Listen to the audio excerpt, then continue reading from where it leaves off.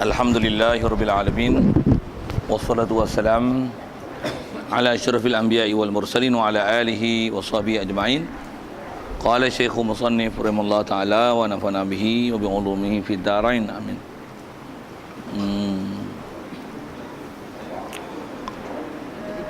Ketiga, kata Musannif rahimallahu taala, yang ketiganya tawaf pada Baitullah 7 keliling dengan yakin. Baik, InsyaAllah kita nak sambung ni masih dalam bab rukun haji. Dia ada 6 rukun.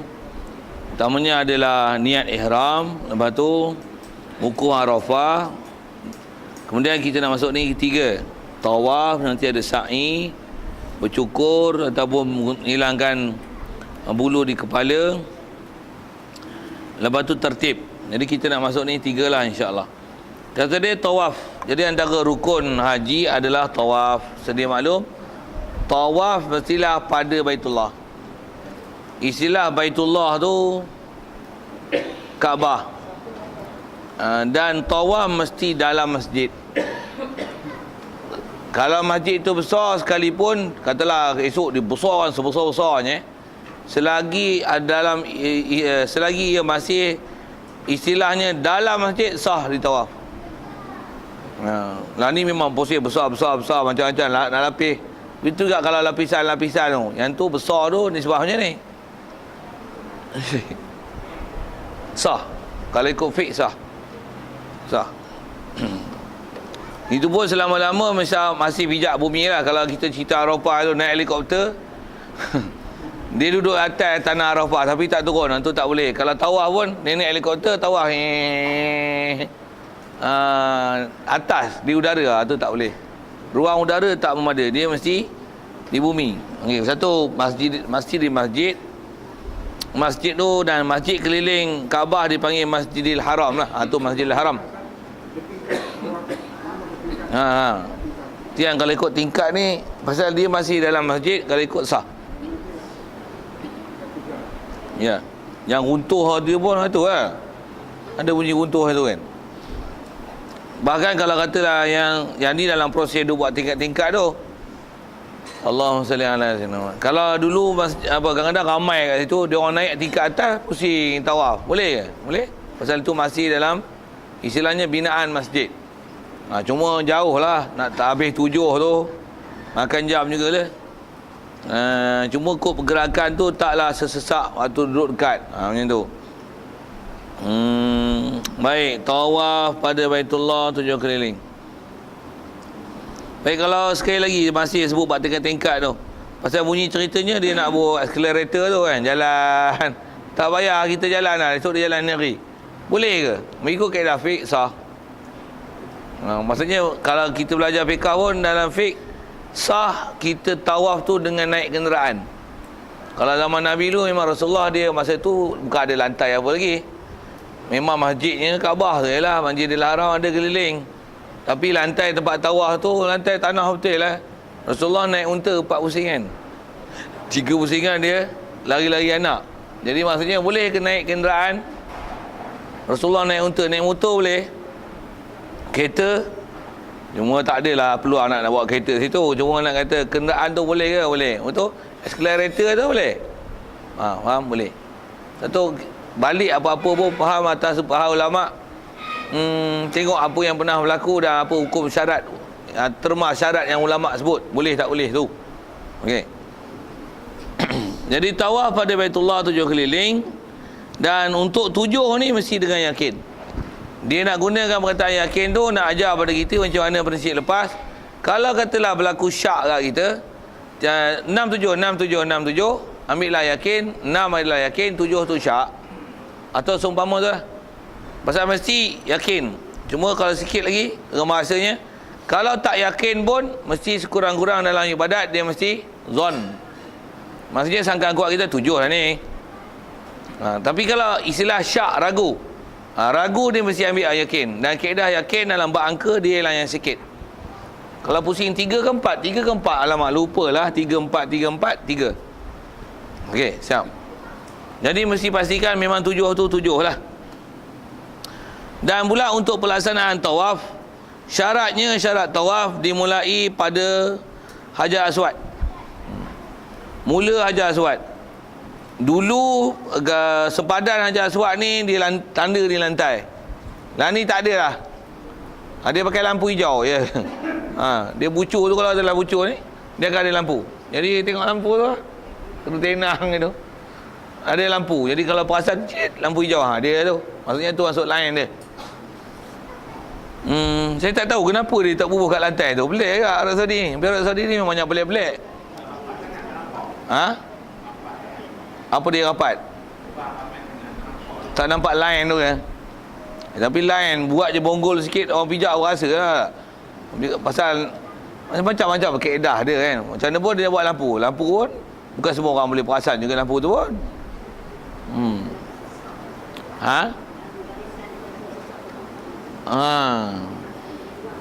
Macam mana pun kaedah dia mestilah mula di situ. Jadi yang selalunya kalau nak masuk tawaf ni, masuklah kawasan nak tawaf tu sebelum daripada sepadan Hajar Aswad tu.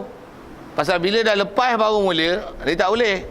Dia mesti, kalau istilah orang putih kita sebut berlari tu, on your mark. Mark dulu. Barulah go. Tak payahlah get set kan. Okay. Jadi maksudnya mesti mark dia tu betul lah, marking dia tu Hajar Aswad. Satu kalau dah lebih baru dah niat mula, istilahnya yang pusingan tu tak dikira. Pasal kita memulakan lebih daripada garisan. Jadi pusingan tu batal lah. Batal pasal apa? Pasal memula bukan pada tempat dimula. Itu. Masa mudah je tu buat Hajar Aswad tu. Berbetulan dengan segala lambung kirinya. Jadi untuk tawaf mestilah mengkirikan Kaabah. Okey. Ada maklumat kat sini tak susah mana. Sebab tu segala lambung kiri dan dikirikan Baitullah pada segala tawafnya. Okey. Dan sepanjang kita duduk tawaf tu mestilah Baitullah di sebelah kiri. Ya. Selalunya kadang-kadang dia terkalik tak mana bila kita terlurus tu. Satu dia kena fokus dekat Baitullah tu. Pusing kalau katalah macam ni, Baitullah tengah kita, kalau kita memang pusing lengkung tu betul lah. Tapi ada ketika kena kalik kot terus. Jadi dah tak mengirikan lah Baitullah. Situ tempat kepusingan tu batal lah. Tak kira lah. Pasal maksudnya ada tempat yang kita pusing, istilahnya tak mengirikan Baitullah. Selalunya juga tempat nak jadi ni sikit lah, walaupun jadi tu kadang-kadang payah lah. Apa dia? Bila kita ada peluang cium Hajar Aswad tu, pusing, betul-betul Hajar Aswad depan mata. Kita pun apa lagi lah, pusing, cium, betul orang tolak. Bila orang tolak, dah terlajak lah.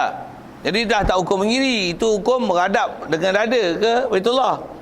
Kalau ikut kaedah pun, bila kita kucuk Hajar Aswad tu, kaki kiri kita tu dia mesti jadi tapak untuk kita pasi untuk patah balik. Tarik kaki kanan tu mesti patah balik sini, baru boleh jalan balik. Kalau kita pergi cium Hajar Aswad macam ni, lepas tu kita bukan patah balik kaki kanan, tapi terus kaki kiri melangkah, habis. Pusingan tu tak kira. Kalau katalah satu lalu dah habis dan boleh kucup, untuk orang tolak, pusingan kedua tu nak patah balik memang tak boleh, harus bukan macam tu. Pusing je lah. Pusingan kedua tu tak kira. Pasal maksudnya ada permulaan tu kita dah tak mengirikan Hajar Aswad. Tempat tu lah nak jaga-jaga sikit pun. Pasal kadang-kadang peluang kucuk Hajar Aswad tu katalah ada kat kita, tapi jangan tak tahu dengan sebab kita kucuk tu kadang-kadang, bukan kadang-kadang lah, ghalibnya lah, selalunya dia akan menyebarkan pusingan kedua tu bermasalah kat kita, kerana telah terpaling bahagian kiri kita daripada Kaabah. Okey, tu tempat-tempat jadi masalah sikit pun. Lagi jaga juga. Ni apa dia? Dan jangan bersentuh dengan tubuh orang tawaf daripada Baitullah. Dia tak boleh belaga dinding. Pasal syaratnya mestilah jangan kena dinding. Lagi jaga tubuh, yakni di tawafnya di luar Baitullah. Okey. Jadi kena tak boleh, apatah lagi duduk dalam. Dalam Kaabah tu, kalau lah kita esok jadi pembesar, jadi Perdana Menteri ke, jadi menteri-menteri apa-apa ke, mana tak tahu kan. Itu boleh masuk dalam Kaabah macam mana? Pusing dalam Kaabah je, senang. 7 pusing. Tak boleh, tak boleh. Mana boleh pusing dalam Kaabah. Baik. Tempat yang nak jaga ni selalunya dekat Hijri Ismail tu. Pasalkan dia binaan dia tak tinggi mana tu. Jadi kadang-kadang orang ambil tangan gewang. Dia istilahnya melepasi bahagian sempadan jaswat. Jadi sentuh Hijri Ismail tu sentuh Yang ni tak sentuh, tapi tangan dia tu boleh lepas bahagian binaan Hijri Ismail tu. Dan kalau ni Kaabah, lengkung separuh bulatan tu, binaan dia tinggi mana? Sini ada tak? Bahu kan tu, bahu kan. Katalah dia lalu tu, dia gewang tangan dia atas tu. Tu tak boleh. Pasal itu istilahnya ada sebahagian daripada badan kita masuk ke dalam Kaabah. Tu tak sah. Pasal Hijri Ismail adalah Kaabah. Hijri Ismail adalah Kaabah. Satu duduk kat Hijri tu boleh semayang mana-mana arah. Hijri Ismail tu, boleh menghadap sini, boleh menghadap sana, boleh menghadap sini. Pasal setiap dinding Kaabah adalah kiblat. Satu Hijri Ismail tu, tapi selalu kita dah tengok orang duk semayang duk menghadap Kaabah lah. Tapi pasal dia itu adalah hukum dalam Kaabah. Dia adalah hukum dalam Kaabah. Selalunya tengok dalam Facebook tu kan, dia tunjuk orang ramai tu, ada tukang cuci Kaabah duk semayang dalam Hijri. Bertuahnya dia boleh semayang seorang-seorang. Sikit lah kan, semua pakat like macam tu lah kot, gambar Facebook sikit. Awak tak ada dah pergi lagi. Selesai. Dah lagi jangan ada sorofnya niat akan berjalan lain daripada tawaf. Okay. Jangan ada sorof. Asal mana sorof ni? Paling. Jangan ada kita palingkan niat lain daripada tawaf. Jangan palingkan niat. Jadi saja-saja nak paling ni selalunya tak jadi. Tapi dia jadi macam mana? Bila kita tawaf tu, katalah kita ikut orang. Ikut tengok suami duduk jauh tu. Tu buat apa? Hambat suami. Panggil lah abang. Jadi dia bukan tawaf, dia hambat suami. Habis. Pusingan tu tak kira. Miss lah tu. Dia selalu tempat tu nak jadi masalah tu. Berkawan punya. Jadi niat tu pergi betul. Dan tu kalau saya lah ngaji tu turun tu, kalau katalah orang perempuan lalunya ni, isteri kali pun dosa duk gaduh, duk tawaf dengan abang lah, mogi sendiri kan. Gini lah. Ustaz Arwah Patih tu memang dia tawaf, dia kuat, sihat. Dia tawaf seorang dia. Orang dia 7 orang Zan, hal lain 4 tak selesai lagi. Dia gerakan best, pantas Patih.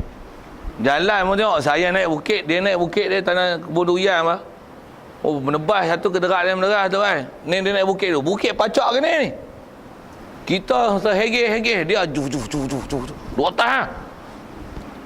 Tu atas gerbu-gerbu tebal-tebal kutik-kutik durian. Dia turun dah. Kita naik tak lepas ni. Maksudnya dia sihat tu.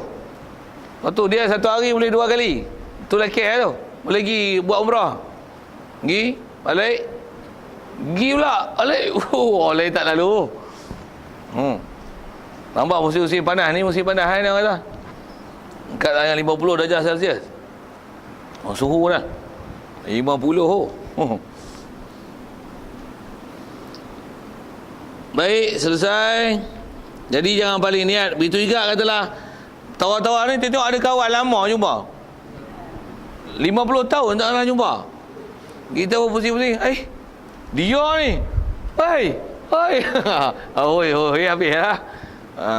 Itu kawan ataupun jumpa musuh lama. Power lama, awet lama. Jaga tu. Dia nak jadi macam ni. Okey, siap lah. Ataupun orang berhutang lama.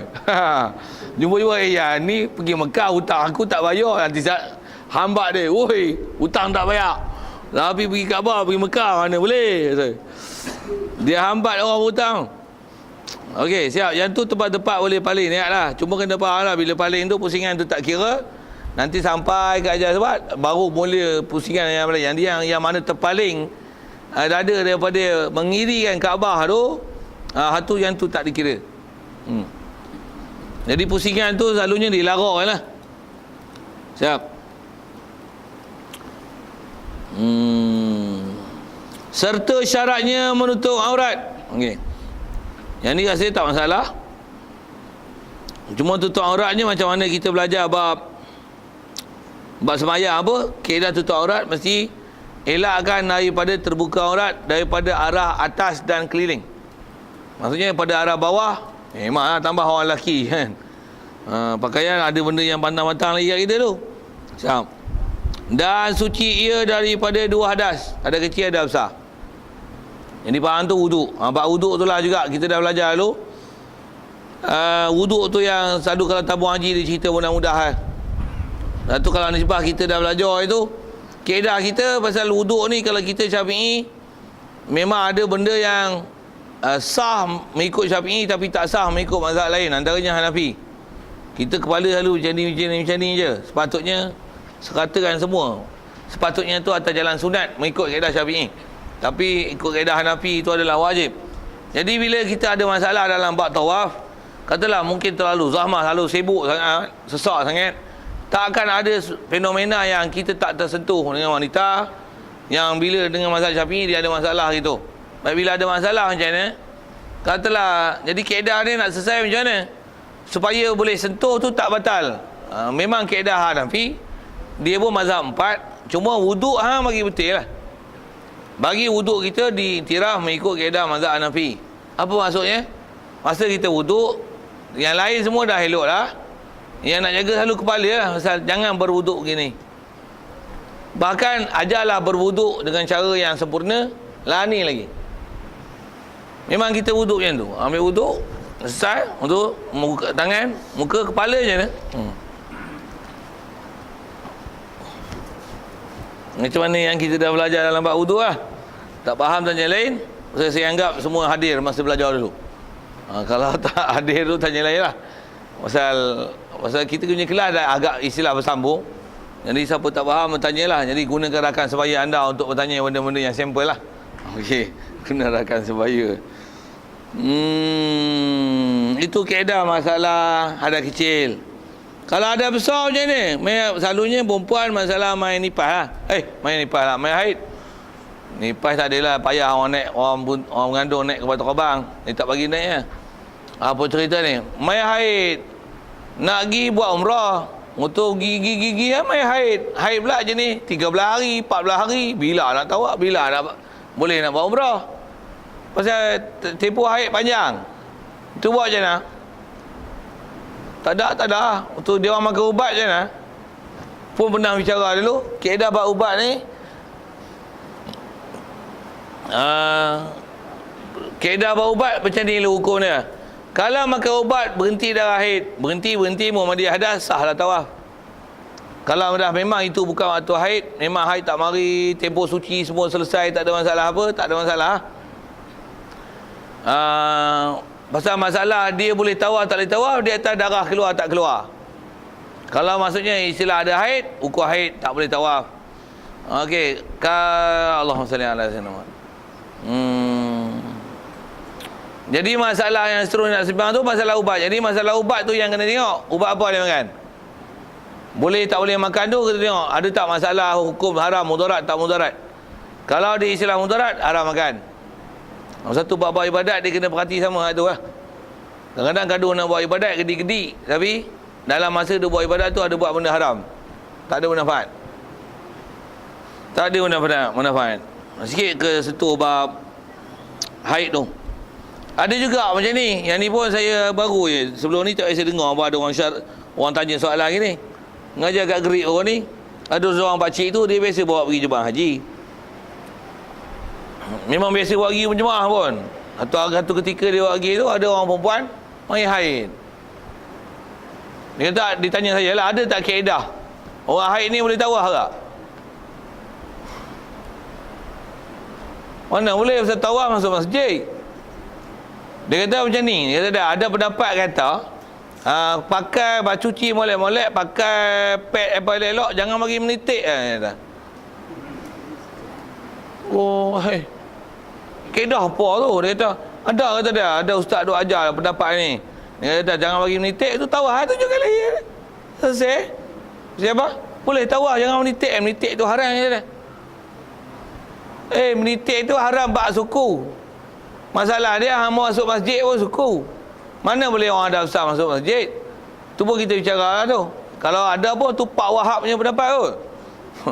Kalau kaedah kita dalam mazhab 4 tak ada, tak boleh masuk. Pasal itu istilahnya berada dalam masjid. Walaupun darah tak menitik.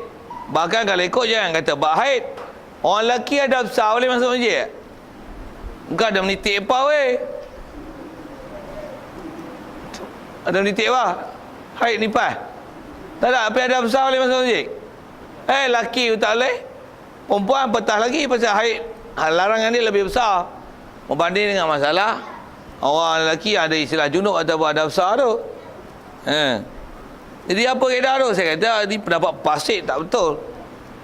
Tak ada. Ada orang keluar pendapat. Pendapat tak betul. Tambah lah ni. Pening weh. Tu yang babi pun boleh jadi halal. Pelik-pelik memang ni.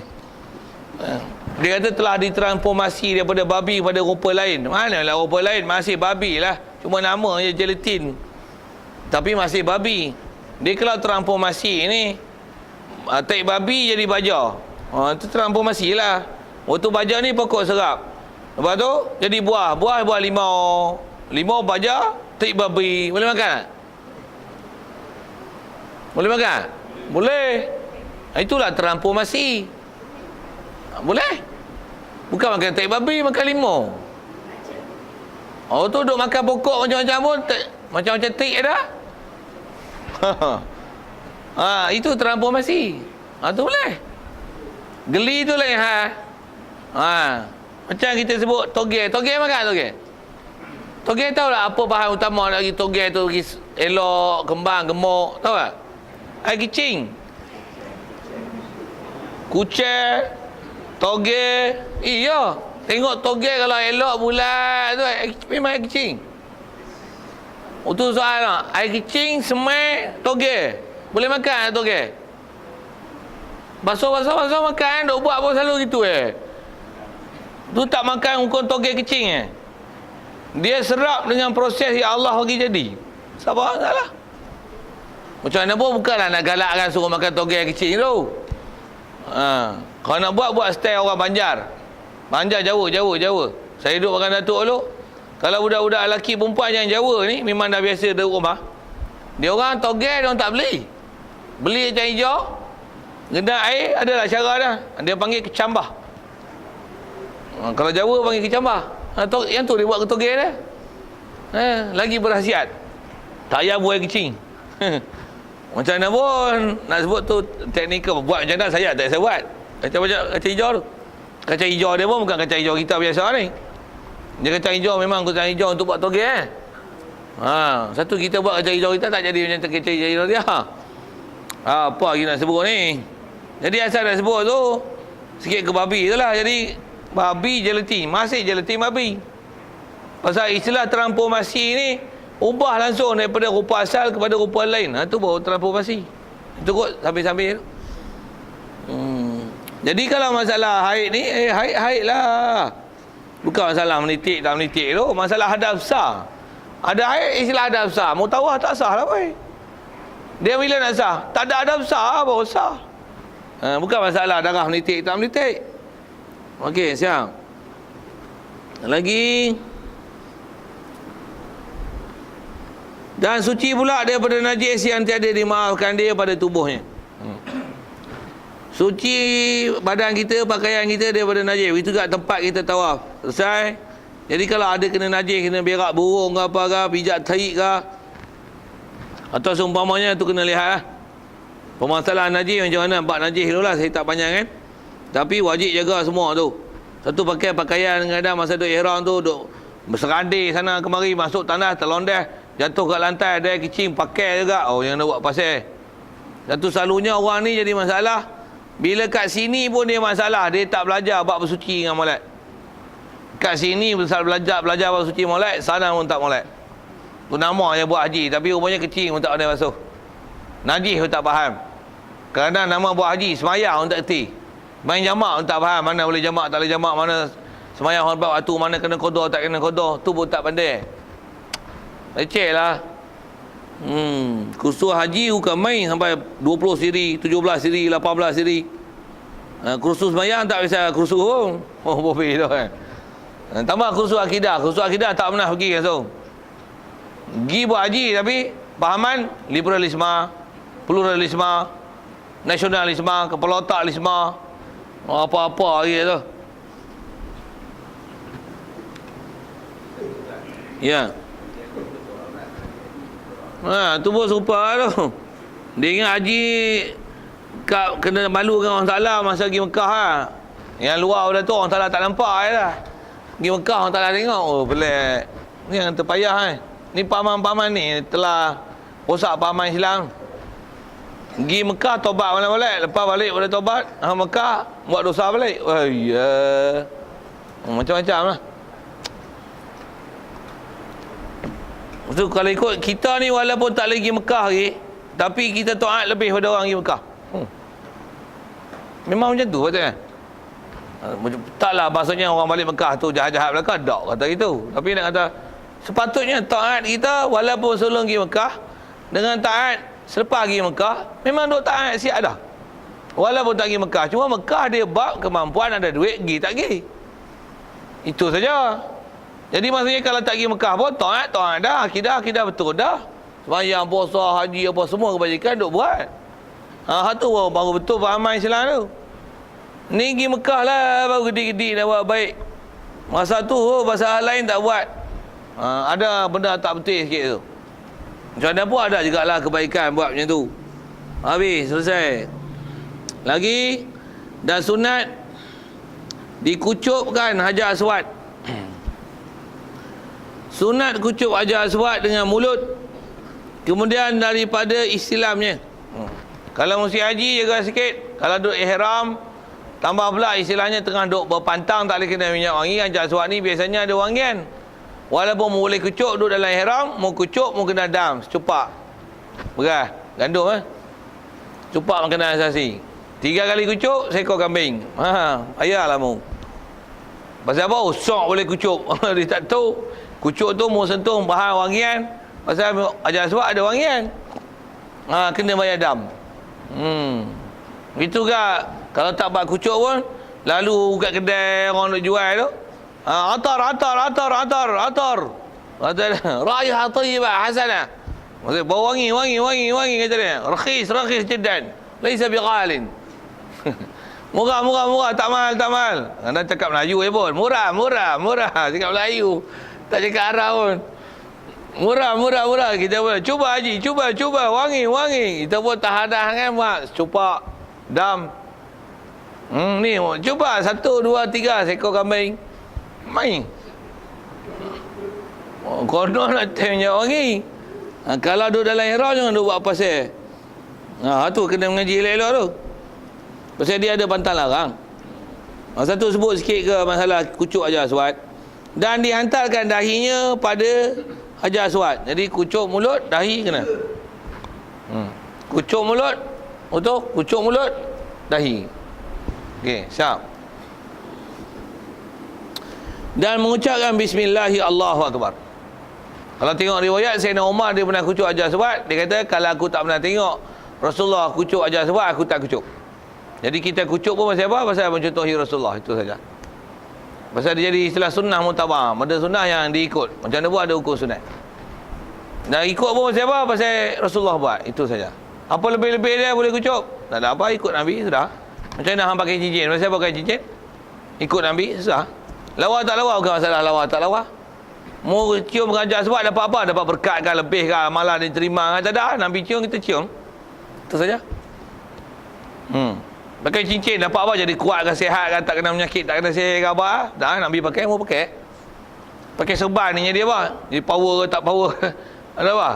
Jadi aling tak ada, Nabi pakai serban. Maksudnya pasal istilah ikut Nabi. Jadi Rasulullah kucuk Hajar Aswad, kucuklah Hajar Aswad. Itulah. Kalau ada fadilat-fadilat sebut pun atas kaedah fadilat macam mana pun, kaedah mudah dia. Ikut je Nabi buat dan hukum dia atas kaedah ulama, dia kata sunat. Baik. Jadi kalau ikut asal kaedah, sunat kucuk hajar aswad bila? Pada tiap-tiap kali dia lalunya. Setiap kali kita lalu, hajar aswad. Dulu boleh lah, kau tak ramai. Lah ni, cari pasal kalau nak kucuk. Tambah musim, dia tolak terpelatih habis. Tak payah lah. Habis, selesai situ.